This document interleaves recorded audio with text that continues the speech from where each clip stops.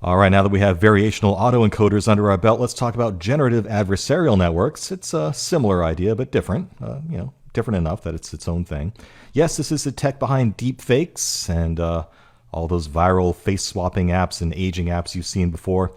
For example, this is a picture of someone who doesn't exist. This is the output of a generative adversarial network that just has been trained on how to generate realistic looking images of people's heads. Real thing. And again, I'm not going to get into the ethics of this. We already lectured you about that earlier in the course, but this is the tech behind deepfakes. But it's also the tech behind all those viral apps you see for face swapping and aging people and making people look like Disney characters and all that stuff, right? Researchers, though, had nobler intentions for this work. Originally, some of the applications envisioned were generating synthetic data sets if you have private information. So this is especially useful in the medical field where you can't easily get real training data because of privacy laws, right? So if you're trying to generate a new neural network that can learn how to detect breast cancer or something, it's tough to get real data for that to train it on. But by training a GAN on real data, we can sort of train it on how to make synthetic data sets that are very close to the original ones, but without any actual private information in it. So that's one practical application of GANs that is not just a viral app on your phone. It can also be used for anomaly detection. It can be used to compare an image to what it thinks an image should look like and detect anomalies automatically that way. It also has applications in self-driving cars. It also has applications in art and music. You could train a GAN on how to create an artwork in the style of Picasso or whatever your favorite artist is, or how to generate a symphony in the style of Beethoven or Mozart. And this stuff really works. You can generate synthetic art pieces and synthetic works of music using GANs that are pretty convincing. So when you see all these impressive demos of an AI that made its own symphony, this is how it works. And, I think that's about to be demystified for you. It's not really as complicated as you might think. All right, so to understand how GANs actually work, you got to really noodle on this diagram here. This really sums up how it all comes together. And as you can see, it's not that hard, right? So it's pretty simple. So first of all, we don't assume Gaussian normal distributions in the latent vectors that we're learning, like VAEs. It could be anything in the case of GANs. But the thing that's really different here is that we're mapping random noise in our generator to probability distributions, or whatever they might end up being. And by doing that, by taking random noise as an input, we can generate random whatever it is as the output of this generator. So the generator learns how to take some sort of random signal and make a random face, or a random piece of music, or a random art, or a random data set, right? So that's where that randomness comes in as the input to the generator there. And on the other side, we have a discriminator that's trying to learn what's the difference between real images that I'm training the system as a whole on versus the generated images coming from the generator. Okay, so this is really the heart of it all. We have this generator that's learning how to generate whatever sorts of images or data that we're trying to create.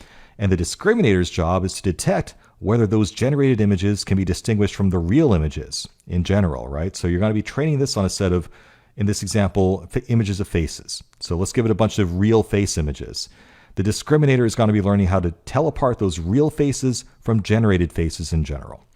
And when you get to the point where the discriminator can no longer tell the difference, that's when we're done training. So you have this adversarial network going on here. The adversarial part is that the generator is an adversary to the discriminator. So the generator is trying to always fool the discriminator into thinking that the images it's creating are real. And the discriminator is trying to catch the generator in lying, right? So they're sort of in tension with each other.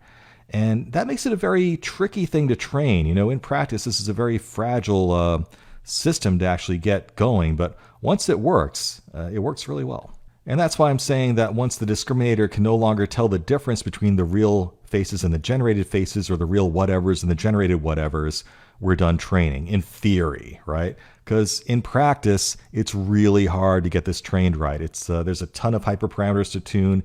It ends up being very unstable. So an awful lot of trial and error is needed to actually train one of these things and get good results out of it. But when you take that effort, you end up with some pretty impressive stuff from GAN. So before I move on, I want to let you sort of noodle on that diagram a little bit more, because this is really the heart of understanding GANs, okay? So we have random noise that we're using that is going into a trained generator that learns how to generate fabricated whatever it is, faces in this example. We then are training the system as a whole with real faces as well. The discriminator is being trained how to distinguish the real from the fake images or data in general there. Over time, the discriminator has a harder and harder time of learning what's real and fake as the generator gets better and better at generating convincing fake images. When we get to a point, once the discriminator can no longer tell the difference, we have a really well-trained generative adversarial network going on here. Okay, so that's kind of the heart of it. We're training a generator how to generate fake data, a discriminator that is trained on how to tell the difference between real data and fake data. And when these things sort of come together, we have a generator that can generate stuff that the discriminator cannot tell the difference between from the real stuff. Okay. Fancy math, this is what it all comes down to. I'm not going to get into too much, but that is the adversarial loss function for the system as a whole. We call it a min-max game, so that is worth talking about. Again, the generator is trying to minimize its loss in creating realistic images, while the discriminator is maximizing its ability to detect fakes. So that's when we say min sub g, that's the generator minimizing its loss, and max sub d there is the discriminator maximizing its ability to detect fakes. So that's what that all means in terms of the fancy math. Like I said, it's all very complicated and delicate. The training can be very unstable. There's a lot of tuning, a lot of trial and error involved to get it to work well. And just in making the notebook that we're about to look at, took a long time to get that together and to get halfway decent results out of it. It can also take a very long time to train, a lot of computational resources to train. But once you have it, it's a very efficient way of creating fake images of faces or whatever it is you're trying to create. Some other problems that it runs into, though, is something called mode collapse. So a problem is that, if you have different kinds of something, different kinds of faces, different kinds of pictures of shoes, whatever it is, the system can just learn how to make one of those things very efficiently and very convincingly, and that will still result in a low loss function across the system as a whole. So it's not uncommon, for example, if you're trying to train it how to create fake images of shoes, for it to only really learn how to make fake images of a sandal. And that's a problem. That's called mode collapse, where we just learn how to make one specific kind of thing really well, but it's not as general as we want it to be. It also suffers from the vanishing gradient problem a lot. We talked about that earlier in the course. And with that, let's go into some examples of seeing GANs in action, because I think it makes a lot more sense when you kind of see what it's happening in real time under the hood. And then we'll dive into a notebook and actually get hands-on with using one.